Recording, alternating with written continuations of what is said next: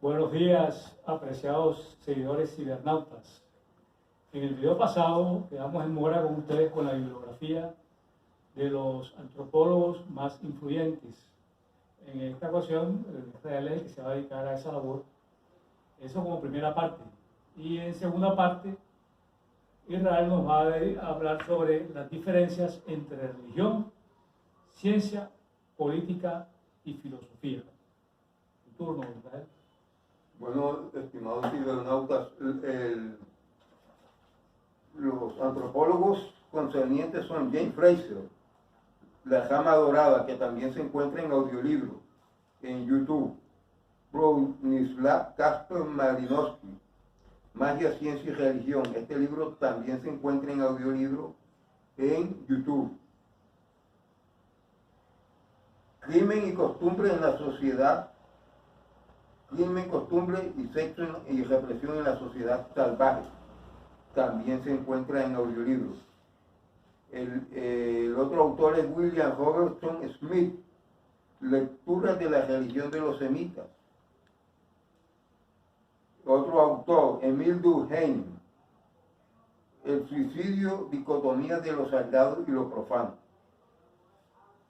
Mircea Eliade, el máximo escritor de las religiones, o analista de las religiones, con su libro Lo sagrado y lo profano. Otro antropólogo, Claudio Levi Strauss, El pensamiento salvaje y raza y cultura. Otro antropólogo, Lewis Henry Morgan, La sociedad antigua. Frederick Engels, Origen de la familia, la propiedad privada y el Estado. Un análisis del libro de Lewis Henry Morgan, La sociedad antigua. Videos recomendados en YouTube. Montaña del Misterio, Planet Top. Papua Nueva Guinea, Los hombres del quinto mundo. Este video es especialmente importante porque narra cómo son los dogmas y las religiones en esos pueblos primitivos y aislados, tribus Zoe. También es muy importante ese video. Y Papua Occidental, también es necesario que lo vean, porque estos videos narran la vida de seres que están en la comunidad primitiva. En el Paleolítico son reductos humanos que se conservan en el tiempo. Bueno, entonces vamos a tocar el tema ahora de religión, filosofía, ciencia, política, coincidencias, diferencias, cómo distinguirlas unas de otras, cómo sabemos que estamos en territorio de filosofía, cómo sabemos que estamos en territorio de ciencia. Pues bien, para el caso de la religión es importante conocer que toda religión manifiesta sus dogmas, que no están sometidos a discusión alguna por inspiración y revelación divina. Y trata temas como de cosmología religiosa, la cosmogonía, cómo fue el origen de la naturaleza, del cosmos, de los animales y de la especie humana, cómo aparecieron en este mundo. Disculpa, y la relación del hombre con la divinidad. Y las relaciones del hombre con la divinidad, exactamente. Entonces, esos temas son de la religión, pero esos temas, cuando los toca la religión, no son discutibles, son dogmas, se convierten en costumbres pétreas, porque son de revelación, inspiración divina, y lo que dice la deidad no lo puede discutir el humano. Estos mismos temas los toca la filosofía, pero los temas de la filosofía, el procedimiento es que son de inspiración y revelación humanas y bajo el conocimiento de la lógica y la razón y de la observación, y cuando se puede de la experimentación. Como son de revelación e inspiración humana y como son bajo raciocinio y lógica, lógicamente son discutibles. La gran diferencia aquí es que en uno no se discute nada y en esto se discute todo. La filosofía no tiene certeza de nada, por eso todo se discute. En la religión tiene certeza de todo, por eso no se discute. Vamos al tema de la ciencia. La ciencia, que tocó bastante tiempo para que apareciera en la humanidad hacia el año 1600, no aparecía antes porque la ciencia necesita logística, necesita medios técnicos y tecnológicos, necesita de inventos para poder mirar, para poder investigar lo que el humano con los ojos y los sentidos no puede. Hay inspiración y revelación humana también en la ciencia, pero las pruebas que utiliza, las pruebas son alto caras para la humanidad y necesitan una evolución de siglos para lograr una tecnología, por ejemplo, como la del Hubble, para poder mirar las resoluciones de las últimas luces que puede observar. Eso no se puede ver con un telescopio, y menos en la época de los griegos, que era a puro ojímetro. Pues bien, esta es la ciencia, pero la ciencia también usa lógica y raciocinio. Vemos una idea en religión, vemos la misma idea en filosofía, vemos la misma idea en ciencia. Disculpa, ¿verdad? También quiero hacer el aporte de que la ciencia también es importante, la intuición o la corazonada, pero eso es producto de la experiencia, no como algo caído del cielo, sino producto del trabajo.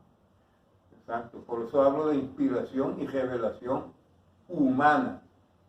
La inspiración y la revelación humana, todo tipo de inspiración y todo tipo de revelación viene aparejado con el conocimiento, la ciencia, la praxis.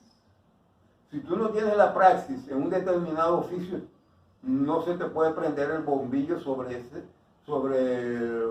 una variable sobre ese tema. Entonces, si vemos unas ideas en religión, puede decir inspiración, revelación divina, plan se convierte en un dogma y acéptelo. Si tú ves una idea en filosofía, tienes que someterla a la lógica, al raciocinio, ¿ya? A la dialéctica, a la metafísica, para poder mirar si es posible emitir un concepto. Tienes que conocer la praxis que se tiene hasta ese momento. Cuando se entra a la ciencia, todo eso anterior es importante, pero necesita los medios técnicos para tener más certeza. Y ahí es donde muchos conceptos que se veían firmes se desarman, porque de pronto los medios técnicos dicen, no, eso no es así. Bueno, vamos con la política.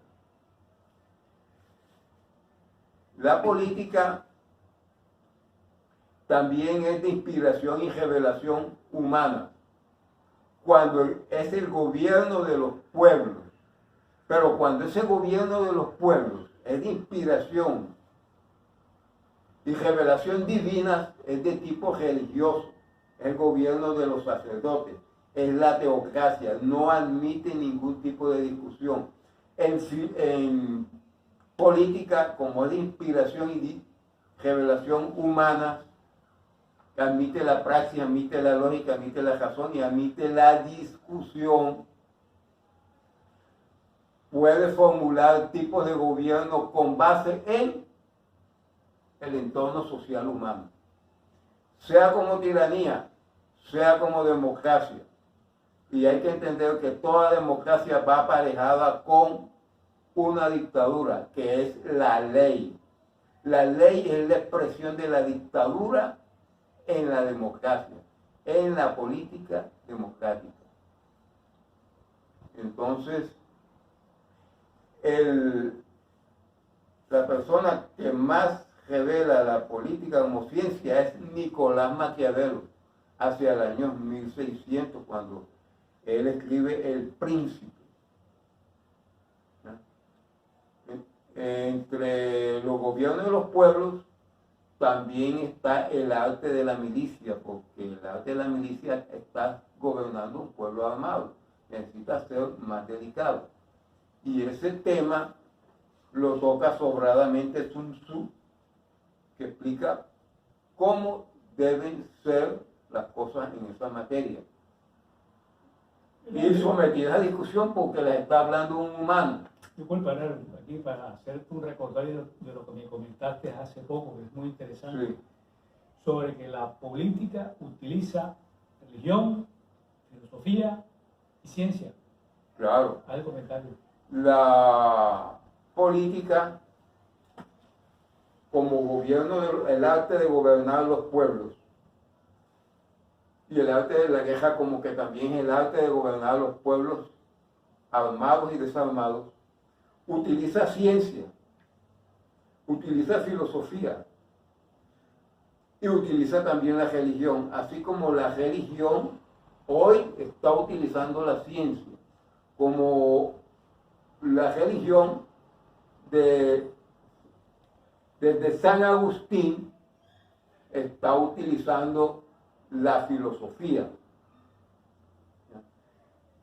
Entonces, hay un cruce diametral de muchos conocimientos, de muchas doctrinas que son transversales.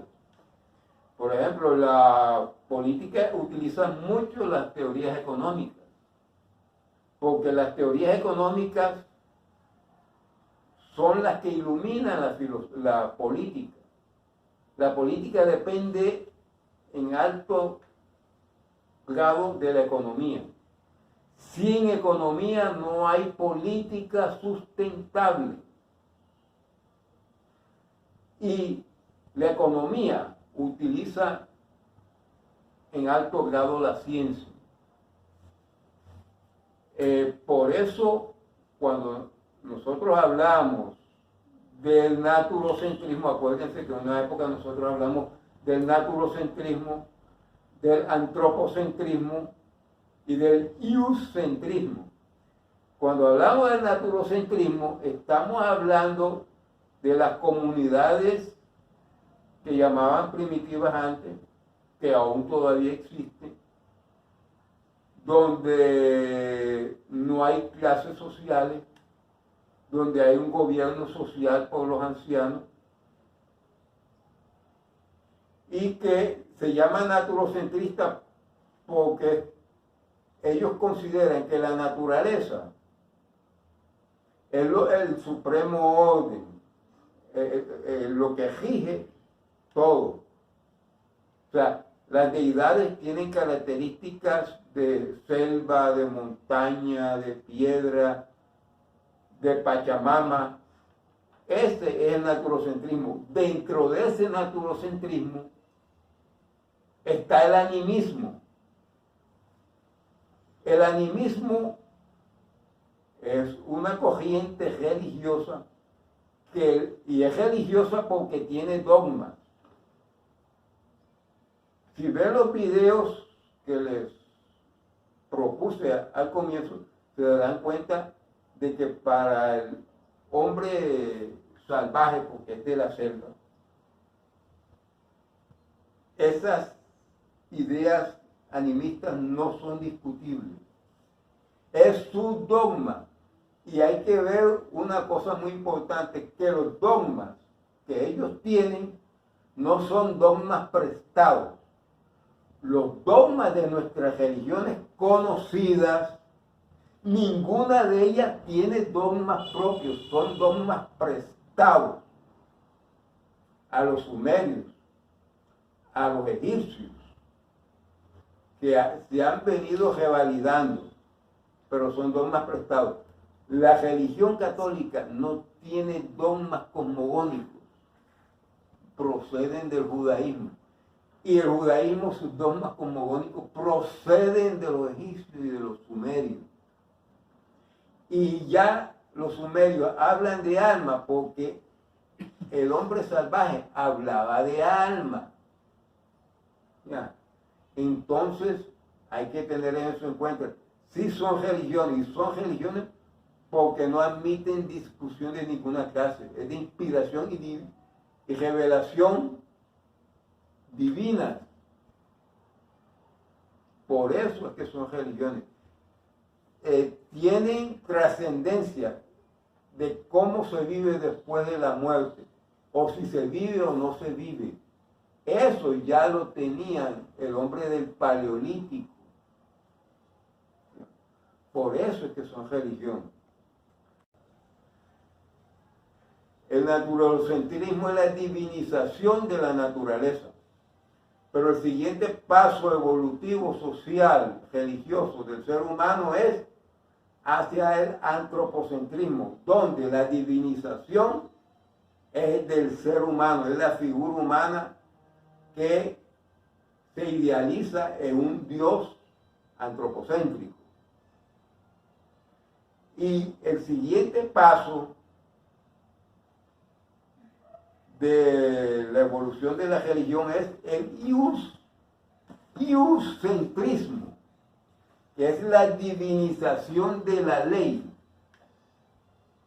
donde un aparato creado por el ser humano se convierte en deidad.